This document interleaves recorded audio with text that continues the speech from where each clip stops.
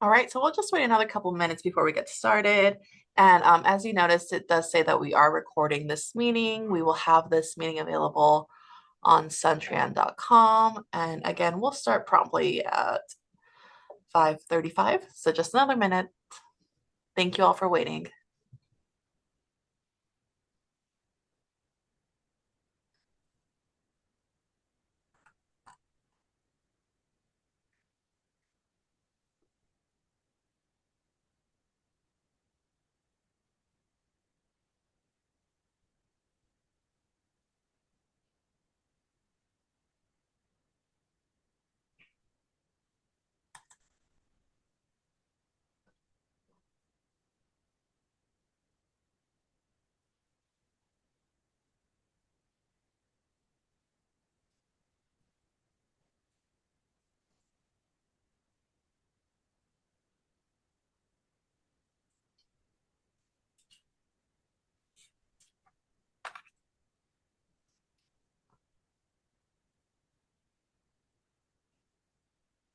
All right, good evening, everyone. So the time is now 5:35, so we will begin with our meeting today.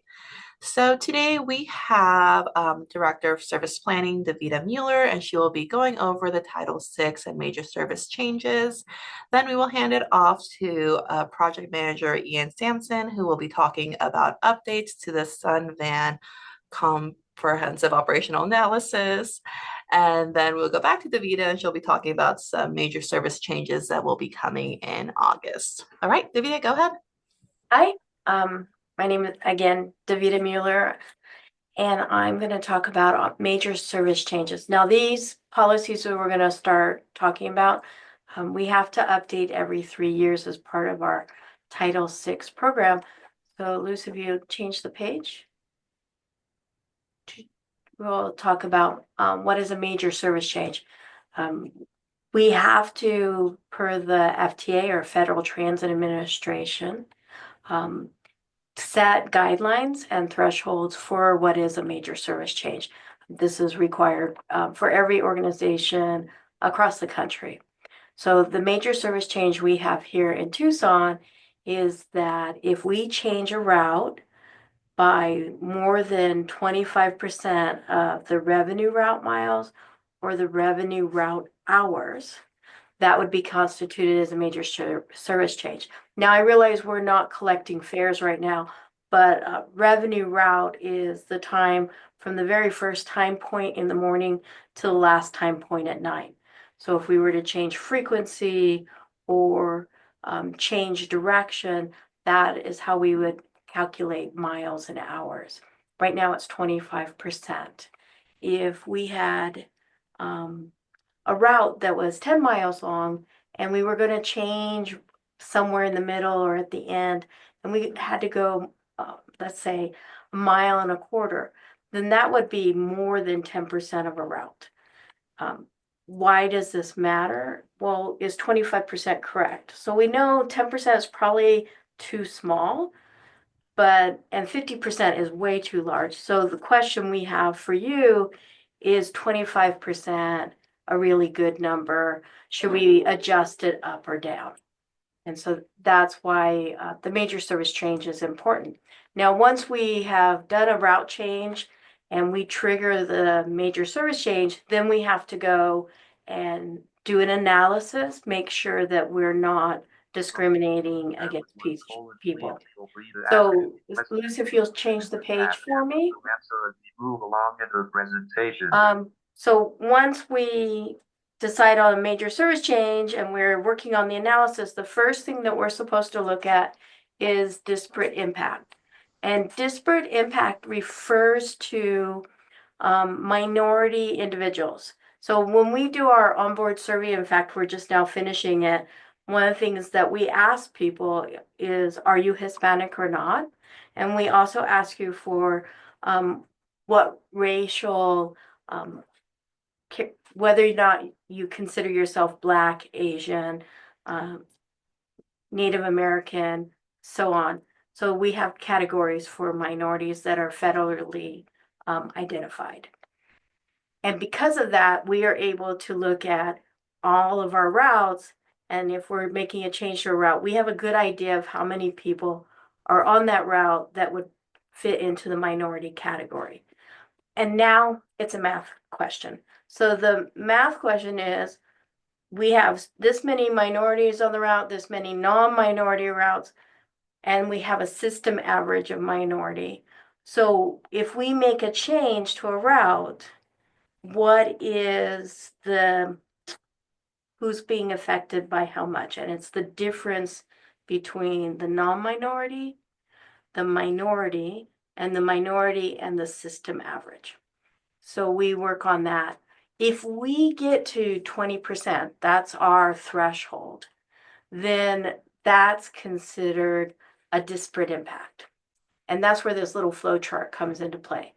The disparate impact, if we go through and we don't get to 20%, say we're at 18%, then we know an analysis for disparate impact is complete. If, say, we hit 22%, then we have a disparate impact.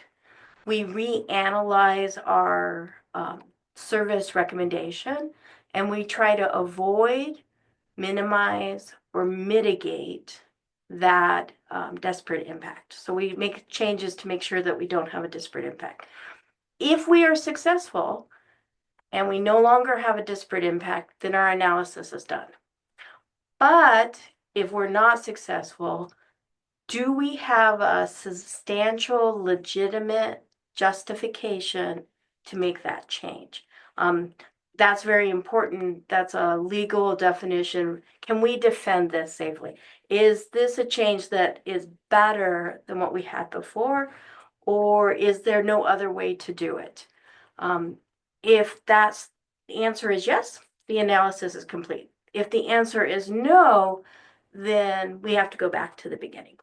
And so that's where the disparate impact is playing. And again, is 20% the right number for us to use? Should we have a larger number or should we have a smaller number? And so that's very important when we're doing this analysis. And then finally, Luce, if you could change the page again, we talk about disproportionate burden. And disproportionate burden occurs between low income and non-low income. So we do the same math problem. We look at who all is riding the bus, between one or two service changes, or if they're intertwined. We look at everybody that's on the bus and how many individuals are low income, how many are non-low income. Again, we go back to that data that we collected in the onboard survey, because one of the questions we ask people is, what does your household make? And then we also ask, how many people are in your household? Because we look at the U.S. Department of Labor living standards to make that determination if you would qualify as a low-income person versus a non-low-income person. And we also compare you to Pima County's average for low income. So again, we're back to that math problem. Is this going to disproportionately cause a burden to somebody of low income versus someone of non-low income? So that's where we go here. The sample we have here is an FTA sample, and as you can see, they use the census blocks around the route. We have a choice. We have to make sure that we do it every time and that we tell you what we're doing. We look at who's on the bus and use that survey as opposed to census blocks. Because if, say, an express route that goes through a neighborhood is just driving through, I don't want to take the census blocks of that route as they drive through the neighborhood. I want to make sure I'm counting who's on the vehicle. And that's what I have for the 3 policies. Again, as I mentioned, if you have any comments, please email us or put them in the chat. Let us know if you agree, disagree, you don't think there should be any change, anything. We really appreciate those comments. And everything that we collect in this category, we also provide to mayor and council because they will have the final say if the policy is correct. So now I'm going to hand you over to Ian Sanson. Ian, as Lou said, is our project manager on the Sunvan Comprehensive Operation Analysis, or COA, and we'll have him talk for a couple minutes. Yes, hello everyone.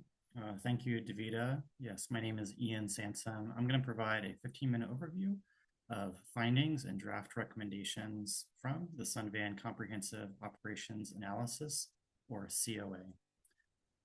For those of you who are unable to attend previous outreach events for the Sunvan COA, in this presentation, I'm going to provide some background information on why we're doing a COA for paratransit and what the COA involves. I'll also talk about findings from our service analysis and peer city report, as well as what we heard from the first survey, which was conducted in spring and summer of last year.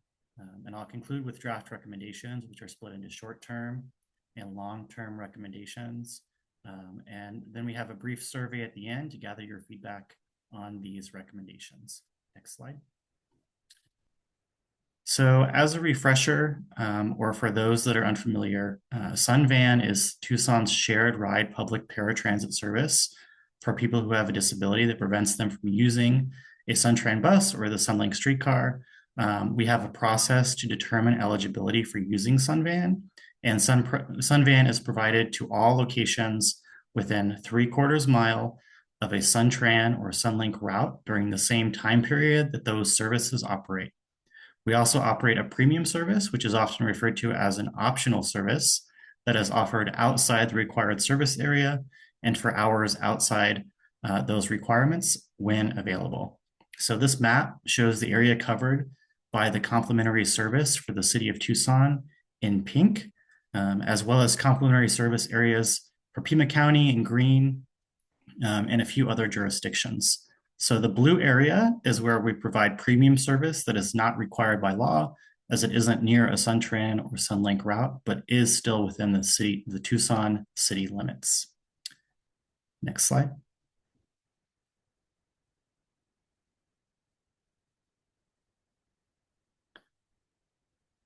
So the purpose of the COA is to evaluate current Sunvan services and Sunvan services and policies, identify opportunities for improvement, and propose recommendations for service improvements to better serve Tucson residents. It's worth noting that the Sunvan COA complements the SunTran COA, which was completed last year and made service recommendations for the city's bus network. The COA is a partnership, as you can see here, between the city of Tucson, RATP Dev, which operates Sunvan and SunTran, and our transit consultant, TMD. We started the COA last spring with round 1 of community meetings and a survey. Last fall, we completed a peer review and the site analysis. And this spring, we'll incorporate your feedback on the recommendations to develop a final report this summer before taking the plan to mayor and council. Next slide.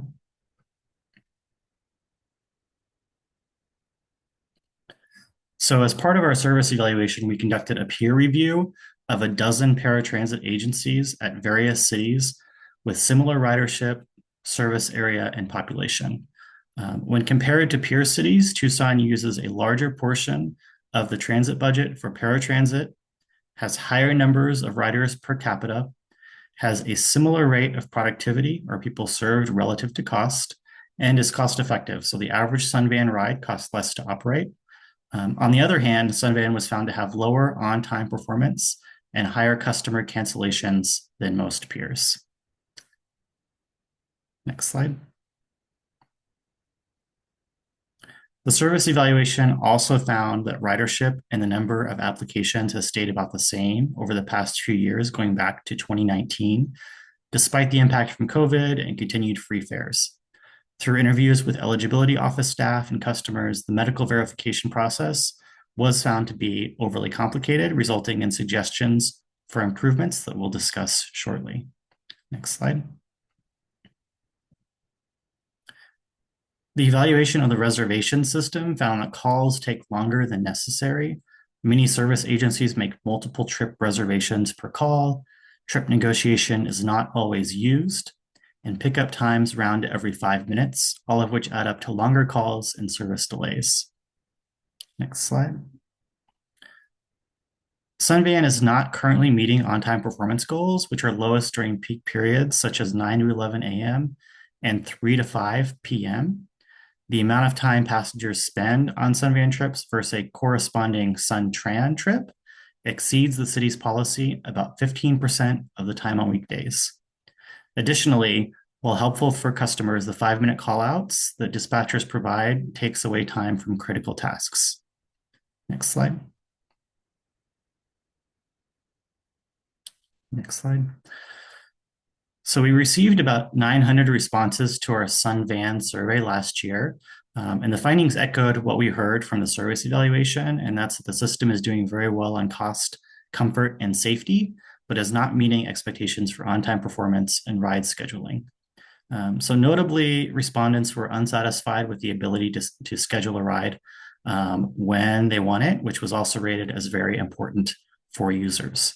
So on this slide, you can see kind of the green items, attributes that were rated well towards the bottom, cost of riding, which isn't surprising because fares are free, the safety on board the vehicle, professionalism of the drivers, the comfort of the ride, all rated very well.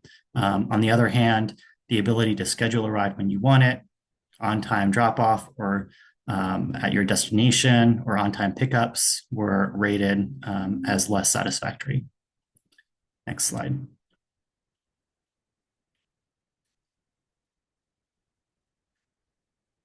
So for our, I'm sorry, go back one more slide. Okay, it looks like we're missing a slide there. That's okay. Continue on to the next slide.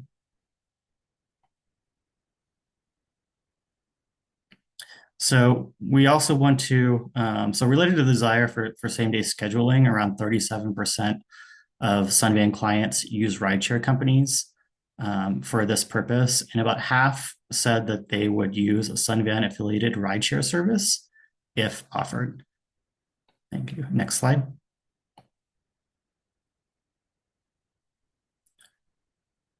For our draft recommendations, we first want to highlight some items that are low-hanging fruit or short-term ideas, some of which we've already started implementing. This includes better tracking and enforcement of the no-show policy, fixing problems with software, and setting standards for lowering call hold times. Next slide.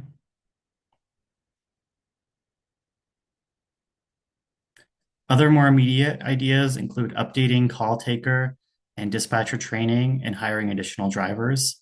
And in fact, over the past year, the number of drivers have returned to pre-COVID levels. So we've already been working on a lot of these kind of quick fix ideas. Next slide. So there are approximately 10 to 15 key recommendations for which we are requesting feedback.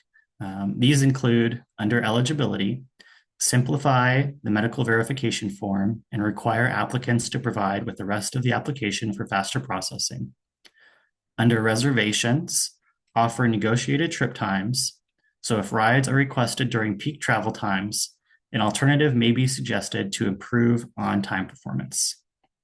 Provide pickup windows to the minute rather than rounding to every 5 minutes. While this may seem like a minor change, exact pickups can reduce the delays in the system over the course of many rides and throughout the day. Limit to 4 trip reservations per call to reduce phone lines getting jammed up and to reduce hold time. And implement automated response and/or text options for "where's my ride" calls for faster response and to free up reservation staff for other calls. Next slide. Under operations, implement automated voice response and/or texting for callouts. So when riders are notified that their ride will be arriving in 5 minutes, dispatch callers will be freed up to better monitor service. change the onboard comparability to set specific goals so that less than 5% of trips on Sunvan take longer than their equivalent trip on Tran plus 25 minutes. Currently, more than 15% of trips exceed this standard. So for more than 15% of trips take longer than the Tran equivalent plus 25 minutes. Next slide. So as I mentioned previously, the City of Tucson offers premium or optional service outside the required service areas and outside the required service hours. And this impacts on-time performance for paratransit trips that are required by law. Therefore, we suggest temporarily narrowing this premium service to non-peak times. So before 7 a.m., between 10 a.m. to 2 p.m., and after 7 p.m. on weekdays until on-time and on-board time for the basic service meets standards. We are also recommending negotiation for premium trip rates with social service agencies or to limit calls the same as with other trips. Next slide. We're also looking into a pilot program for what is being called a new mobility choices program, which would allow existing Sunvan clients to use rideshare and ADA accessible ride providers for same-day service and trips outside the Sunvan complimentary service area. This would require a fee to cover the costs of running a new mobility choices program, which may be about $15 for any distance or $12 if trips are limited to 8 miles or less. Next slide. So we'd be curious if you would be willing to pay this amount for this service, or if you have any thoughts on this or any of the other recommendations that we've listed. So please let us know. We do have a survey. It's a brief survey. It's 10 questions, and it's found at suntran.com/sunvancoa. You can also find additional information about future events, reports, and updates on the COA at that website. And that wraps up the Sunvan COA portion. And I'm going to pass it back to Davida. So thank you, everyone. And thank you, Davida. Thank you, Ian. So we're going to talk about some of the major service changes that are coming up in August of 2025. And these are based on recommendations that we received from our Suntran COA. So as Ian mentioned, we just finished that in 2024. Then we took some time to look at different ones that we could implement this year. And so these are the ones we're going to talk about. Next slide. So one of the first ones I'm going to talk about is Route 12 and 24. They both travel on South 12th Avenue, and they both go into Laos Transit Center. So right now we're talking about taking it from Ronstadt Transit Center, continuing south, keeping South 12th Avenue whole, and finishing up near Desert Diamond Casino, and then back to Ronstadt. One of the recommendation has us not going to Laos Transit Center. So I would really like feedback from the community of whether we should stay on 12th Avenue or deviate over to the transit center and then keep going. So this is very important for us to talk about. So the next slide. So now routes 16, 18, and a new route 62. So right now the route 16 goes from Tohono Transit Center to Ronstadt Transit Center, 2 out of 3 trips. And the third trip goes from Ronstadt Transit Center north or to Tohono, but then it continues north on Oracle to Ina Road and Ina Road to Thornydale, and then back to Ronstadt. So we are recommending that northern portion that goes from Tohono Transit Center to Ina at Thornydale remain 30 minutes and separate it from the rest of Route 16. And we would give it a new number, and it would be Route 62. Route 16 would then be merged with our current Route 18, which goes from Ronstadt to Laos Transit Center on South 6th Avenue. So you would have a continuous route going 15 minutes all day long from Tohono Transit Center to Ronstadt Transit Center to Laos Transit Center. You obviously do all your transfers, but it will be one single route. Next slide. We're also looking at routes 21 and 23. Now, we're not going to make any changes to the routing on either one of these routes. But one of the things we hear when we ask customers what you would like to see is extended service days. And so Route 21, to kind of line it up with other routes in the system, would be extended 2 hours every day of the week. It would go from 9 p.m. to 11 p.m., for example. So that's Route 21. And Route 23 would also be extended 2 hours on Sunday evenings to line it up with the rest of the routes as well. Next slide. Route 25. Route 25 is our South Park Avenue route. It goes from Ronstadt Transit Center to the airport by way of Bilby and Tucson Boulevard. It deviates approximately 3 miles every day, every trip to Laos Transit Center. So by eliminating that deviation, we'll save some money and we can make improvements elsewhere. And the route will be continuous from Ronstadt, South Park Avenue, Bilby, to Tucson Boulevard. So that would be a slight change on the south side. Provide a little more access to some of the commercial industrial area. We recently had visitors to Tucson who really liked riding this Route 25. We had our Federal Transit Administrator visit, and he took the Route 25 from the airport to Ronstadt, and it was really nice to hear that we're doing a good job and that the route was really successful for them. So nice kudos to the drivers, and it was nice to hear. If we go to the next slide. Route 26. Now, Route 26 looks kind of complicated. It meanders through different neighborhoods. And one of the changes that we are looking at doing here is the Drexel to Belvedere section. We don't have the ridership we used to have. We're lucky if there's only 1 or 2 people. So over the course of the week, just a couple rides. So we're looking to take that corner off and kind of straighten out the route with still curves around. And the other thing that we're looking to do is this portion that goes Alvernon to Corona is currently on the Route 11.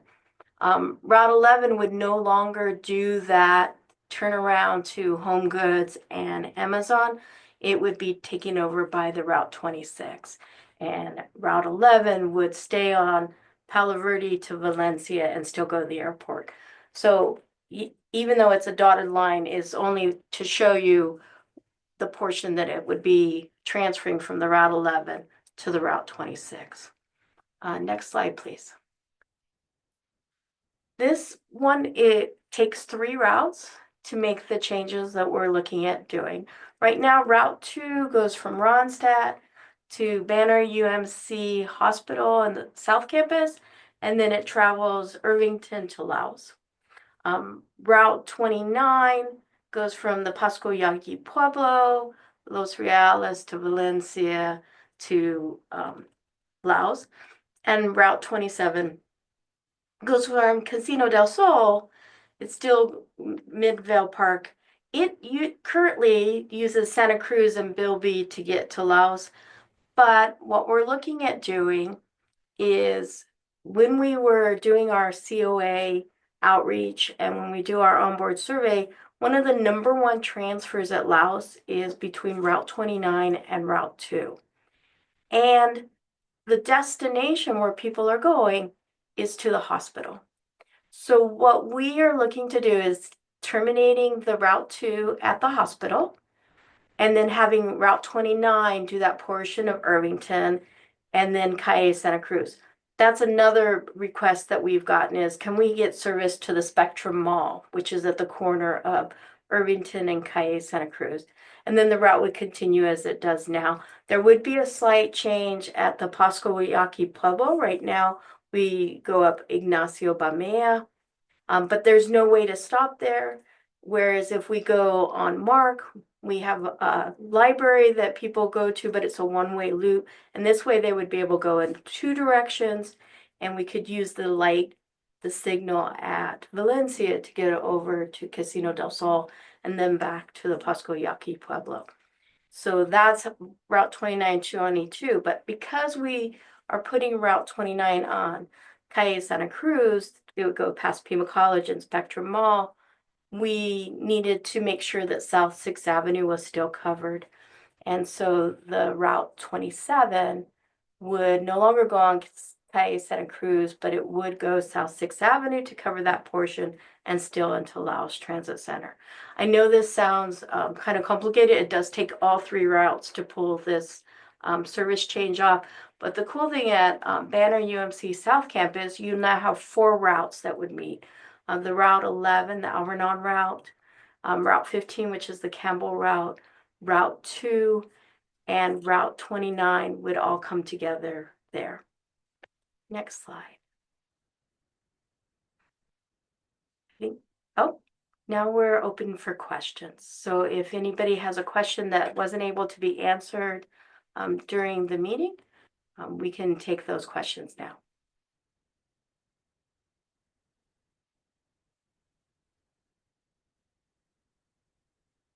Luce or Cindy, do we have any questions?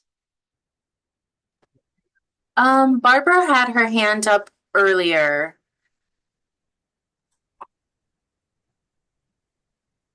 If you have a question, just make sure to unmute yourself before asking, because everybody was muted when they came in.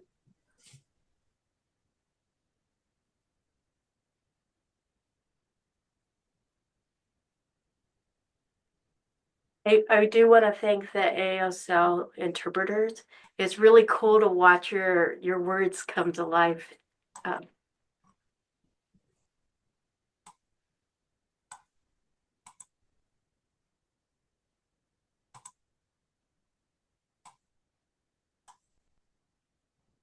Well, I do like to thank everybody who came and listened to what we had to say.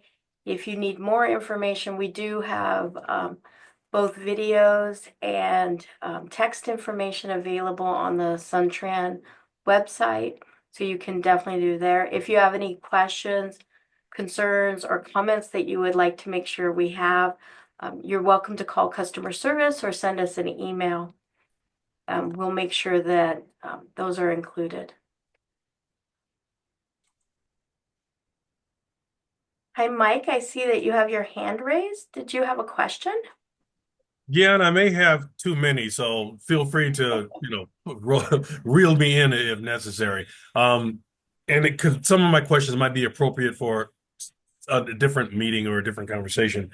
So, in regards to the surveys, I guess that kind of led towards some of the information gathering and then the application to this presentation. I assume they were done at like the transit centers and on buses and maybe online. Is that correct? Okay, so there were 2 surveys that were done. One is our onboard survey. We do that every 3 years. We ask people about themselves, how they travel, their beginning and end, and some customer service questions. That's done every 3 years. That's on the vehicle, and it's a random selection so that we can keep it statistically valid. We interview anywhere from 10 to 20% of all of our riders by route, by direction, and by time of day. So we have a sampling plan that says at 10 a.m. you should have so many surveys in that direction. So we meet those needs. Our current survey, which will be used as part of our next Title VI program, has already garnered about 10,000 onboard surveys. So that's our goal. The other survey that we did that led into the recommendations for service changes, we did during the Suntran COA, the Comprehensive Operation Analysis for Suntran, and that was a 1.5-year process that ended at summer of 24, so last summer. And that we also did a lot of questions about where people were going, how the routes would work. Our COA, the Suntran COA, was cost neutral. So any change we make to the system for improvement or for savings or for that has an expense, it all has to balance out. So there's no additional miles or no additional hours and no additional costs to do those implementation. And right now we're going to implement a very small portion of the total recommendations because one, it's very difficult to do all of them at once, and we didn't want to cause too much confusion. So we took them in smaller bites so that the community can get used to a little bit, and then we'll work on the next set. Did that help, Mike? Um, a little. I was like I said, I may be asking too much because I made some notes here, and I don't want to go off track or be out of subject and topic here. So are you able to give me an idea about the amount of response? Because again, I was wondering, my curiosity, I guess I'm explaining it wrong. What percentage maybe were at the transit centers? What percentage was online or on phone or that kind of thing? In regards to feedback. So we may What have that survey? Wait, real quick. Mike, what survey are you referring to? Are you referring to the Sunvan survey or are you referring to the onboard survey that's happening? Both, if I may. If it's too much to ask, and then I can forget about it. I can talk to somebody later. Okay, they're still working on the onboard survey, so I don't know if they have that information to share yet. But they do all three of those, right? Like, or for the onboard survey, we don't do anything online. It's all just onboard surveying. right. It's a random intercept. So you have to be on the bus when they were on the bus. Right. That's So, completely on the bus. right, and that does not apply to this presentation, correct? That is how we determine minority and income on the bus routes. So that is part of one of the tools that we use. When we did the COA, and to get you the exact percentage breakdowns, I would have to go back to my notes and No, maybe no, yeah, I'm just want to but get we did intercepts at the transit centers, we did open house meetings, we provided information on the bus, we did oh, you were at some of those too, if I remember correctly. yeah. We were all over the place during the COA. And then now with the Sunvan COA, we're also doing outreach meetings and talking to people, are providing information on the vehicles and trying to do focus groups and other ways of reaching the Sunvan ridership. But we can definitely have more detailed conversation after I pull out my files and get you the exact numbers anytime you want. Yeah, and I don't mean for you to do that intensive labor. I'm trying to get an idea in my head of, who was maybe surveyed when, and maybe it is because I experienced what I think I experienced on the bus once. Someone tried to begin the survey, and he kind of, in my view, began at the wrong time, so he couldn't complete it. So I guess my next question would be maybe simple question. Do you have an idea of the amount of surveys that were attempted but not completed, and then did you count that in as well? They do keep track of surveys that were attempted and not completed. And I also know that when surveys were attempted and not completed, if the person was willing to give a callback number, somebody later called them back. Okay. So there were opportunities to complete that survey. If that survey was not completed, it was pulled out of the mix, not counted as part of the information, but they keep that information for me, but I would have to get with our contractor to get that statistic. Okay, not a problem. I'm just trying to get information in my head. Thank you. No problem. And Mike, you can always go to suntran.com and you can still see our onboard survey that we did last time. And you can still see information about the comprehensive operation analysis and report that went with that. Okay, thanks. Yeah, I'll try to review because I also copied the links that were put in the chat as well. So I'll try to catch back up and review some of the information again.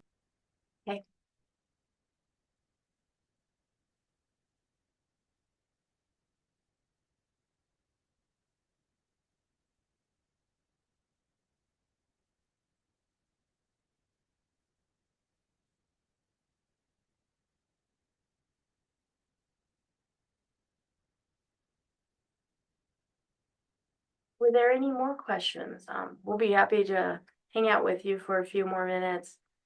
I think we're here until 6:30, right, Luz? Yeah, until 6:30.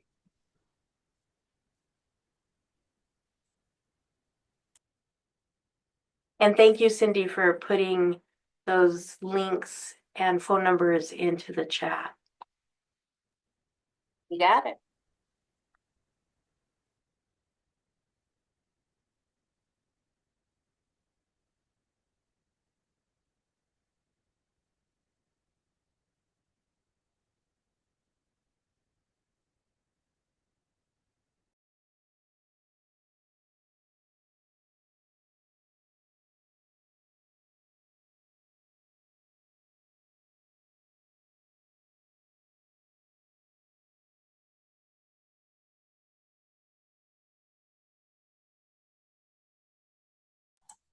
All right, since there's no more questions, I think we can end it, right? You feel good, Davida? I think so, yes. All right, thank you everyone for joining us. And again, this will be up on our website. So you can always go to suntran.com for all the things. Thank you everyone for joining us. Bye.